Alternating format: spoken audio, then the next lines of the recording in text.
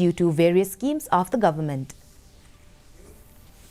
Meghalaya Chief Minister Conrad Sangma today laid the foundation for three major projects, namely the New Shillong Water Supply Scheme, land reclamation project at the waste processing and disposal site at Meghalaya, and the construction of internal roads within the New Shillong Township at Maukanu, Maupadang.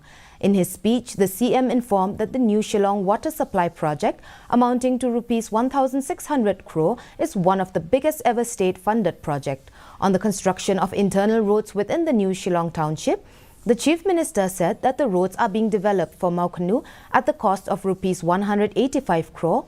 On land reclamation project at the waste processing and disposal site at Meghalaya, the Chief Minister said the project will be completed within 12 to 18 months.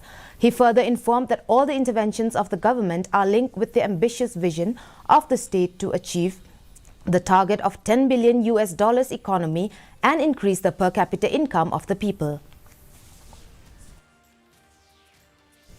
The Chief Executive Member